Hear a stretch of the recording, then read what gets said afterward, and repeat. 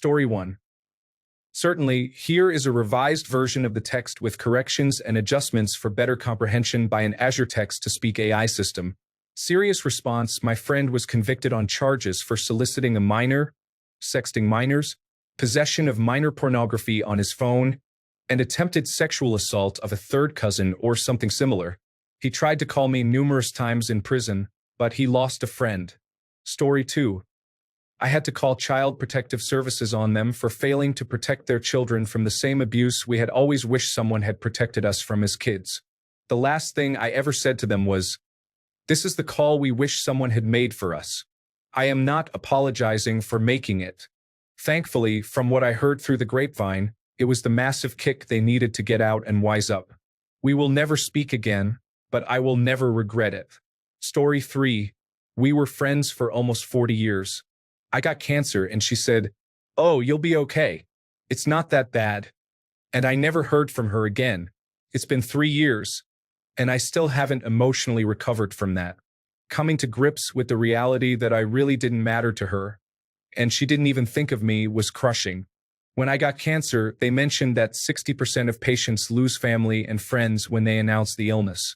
I never thought it would happen like that, but here we are. Story 4. Last summer, I went to Europe for 2 weeks with my family. I have 2 dogs and a cat. I paid a friend to look after them. When I got home, I found that she hadn't been there for days. My animals had no water, no food, and one of my dogs has severe allergies, and she hadn't been getting her medicine, so she had eaten herself raw. I've never been so angry in my entire life. I don't have kids. My animals are my kids, and she didn't take care of them. I paid her $400, and she refused to give me the money back. So yes, I ended the friendship. I hope you're having a horrible day. Actually, I hope you're having a horrible life. Story 5. The breaking point was when I was invited to a Halloween party by a girl I had recently been on a date with. A friend calls me up and tells me goodbye because he's going to take his own life. Of course, I skipped the party and cancel on the girl to save my friend's life. When I called her, I was kind of panicking and something I said came out wrong, causing her to tell me to go away and delete her number. All of that only to see this person stepping out of his apartment building all dressed up to go to the same party I was supposed to be at. It turns out he just wanted me to ditch the party because he was interested in the girl. Never saw either of them again. Story 6. They stole my medications for multiple sclerosis. Addiction is a monster. It was also at a time when I was struggling to make ends meet and could only afford to try to make 30 days of medications last for 90 days. He probably felt awful after taking them too. They weren't anything that would make you feel good. Story 7. She got on a group chat with another friend and lied about our conversation at lunch that day to try and make me look bad. Not an exaggeration, a lie. This was after all sorts of other janky gaslighting stuff. I was like, I never said any of that. Why are you lying? She's extremely charismatic and popular, so I've effectively lost the whole friend group which she controls. But it was worth it to get rid of her. Story 8. Making plans and canceling. Over and over. I stopped reaching out after a while, but she would still try to reconnect and say how sorry she was for canceling, and then it would happen again. I just don't have the time or the patience. No, thank you. Story 9. Did not come with me to the hospital after breaking 2 bones in my foot playing trampoline basketball together. He left me there alone to go smoke weed because his mum was out of town. He was 25 and still living at home. I had to drive myself, find parking, and walk to accident and emergency alone with a broken foot. Story 10. I have ended the relationship with 2 of my friends. One friend I had known for 20 years was to be a bridesmaid in my wedding. I told her to show up in a red dress. That is all I asked of my bridesmaids. I did everything for my wedding myself, from handmade invitations to handmade bouquets and table pieces. She threw a fit a week before the wedding because I didn't prioritize shopping with her to get her dress, have her involved in planning my bridal shower, stag and doe, and bachelorette party. I didn't have any. And she now has a new boyfriend who needs to come to the wedding and sit at the head table with her. She told me she wouldn't attend the wedding until her grievances were met. I told her I was sorry she couldn't attend and blocked her number. I haven't talked to her in 12 years. 2. My best friend of 15 years. I helped her and her mom financially for a good 10 years, as their dad walked out and she was a stay-at-home mom. I probably lent them over $10,000 that I never got back. She came to me when my son was born, asking for more money. My son was born deaf in one ear and with a heart condition. I told her I didn't have any to spare and I needed to focus my resources on my son. She ghosted me after that. Story 11. He told me he loved me. I did not want a relationship, nor did I feel that I was ready for one. I had just ended things with my ex. Fast forward a year, and we went from best friends to strangers on the street. I've come to know now that we were codependent in a way and that all of my friends were technically his friends, and I've been excluded from the group. I'm not sure what version of events they've been told, but everyone seemed to kind of just take his side, even though there are no sides. All this to say, rebuilding friend groups as an adult sucks. I'm just hitting my prime at work and building a routine within my life that I'm proud of. But I feel like an 8-year-old kid with glasses again every time I go to a bar and try to meet people. Story 12. My friend always cared more about talking than actually listening, but I could get behind it. She would constantly shut me up with, "Yeah, about me," but I always tried to be understanding. What I could not deal with was her telling me about drowning kittens because she didn't want to hurt her precious cat with invasive surgery. I was very disturbed hearing this. Lo and behold, she calls me the next day to tell me about how she pierced a frog with a stick and cooked it on fire for fun. That was it for me. Story 13. 10 years I've had one friend. One single person I could call up or do something with. He's about 60 and I'm almost 30. We met at work and every 2 weeks or so he texts to see if I want to go see some round barns or a covered bridge or something like that. He's very knowledgeable about our area and farm history. About a month ago, I left my family after I disclosed abuse, and they denied it. I visited my friend and told him. He politely asked if I was interested in a relationship. What a gut-wrenching, lonely feeling to wonder if for 10 years, this man who is old enough to be my father has looked at me sexually. But he was respectful of my no, so I thought we could move on. 2 days ago, I saw him again.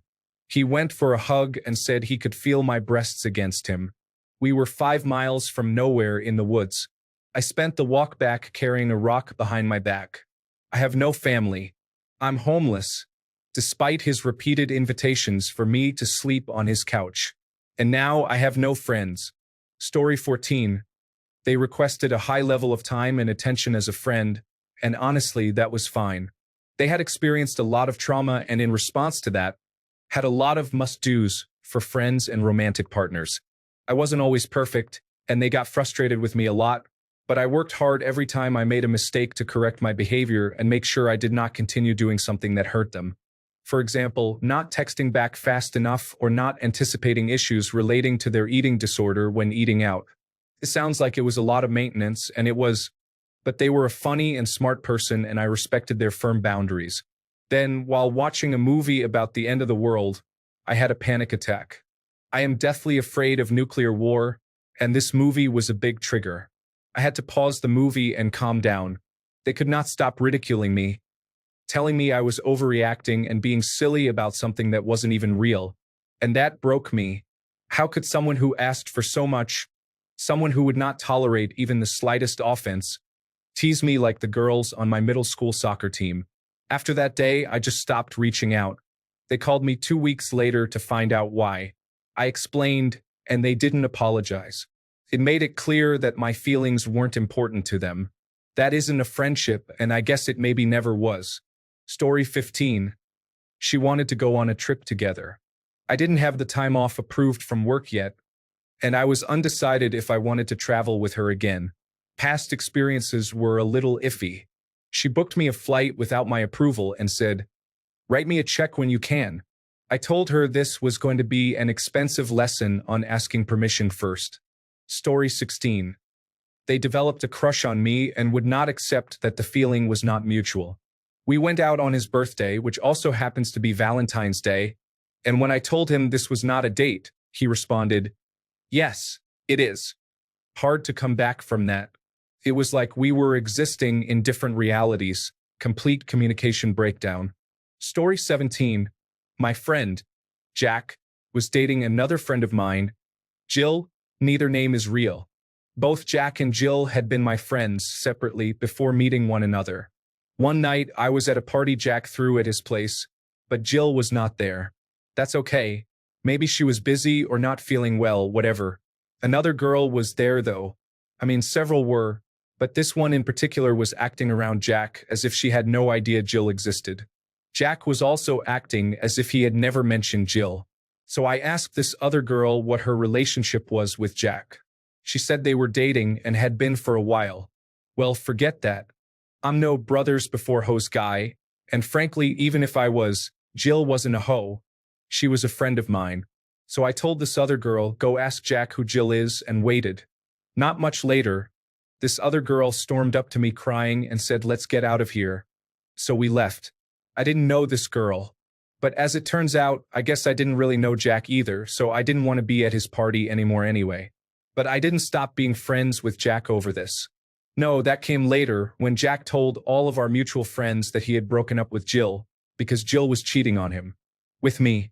Not only did I stop being friends with Jack, I also stopped being friends with anyone who believed him, which shockingly even included some friends of Jill.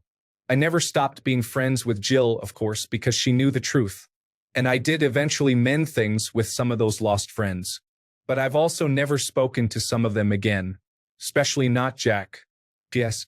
To be abundantly clear, Jill and I never dated. Not even close. That was completely fabricated. P.P.S. I did wind up dating that other girl, though. But Jack was in a bit of a tough spot about being able to mention her. Story 18. He made a lie and I finally caught him in it. He lied on a consistent basis. We made fun of each other for fun, but he would specifically do it in front of specific people because he knew they would laugh at me. He would give advice knowing it would make me look bad. He was a few years younger than me, and even though nothing was happening, it made me uncomfortable. He was racist against a group I am in. How that wasn't my final straw is beyond me. I cut him off a few months ago. I couldn't continue it. Story 19. After finding out my friends of more than 15 years talked poorly behind my back, I realized once a person talks poorly, they always will. I never looked back and have never felt better. That was also 5 years ago. Story 20. Constantly made snide remarks to my face that left me so stunned in the moment that she had actually said it, that I just froze and didn't stand up for myself. She was more of a frenemy. Story 21. He kept arguing with me that people our age, mid-30s, should be allowed to date teenagers above the age of consent. Eventually, a friend of his our age started dating an 18-year-old, and it blew up. The teenager felt that they had been groomed. He got explosively mad and yelled, "Now I get what's wrong with age gap relationships. People think it's bad for the teenager? No, it's bad for us because these teens take advantage of us and use us. It's not safe for us when teens treat us so badly when they're the ones being bad to us." I haven't spoken to him since. Up to that point, I had always tried to argue against him when he said harmful things.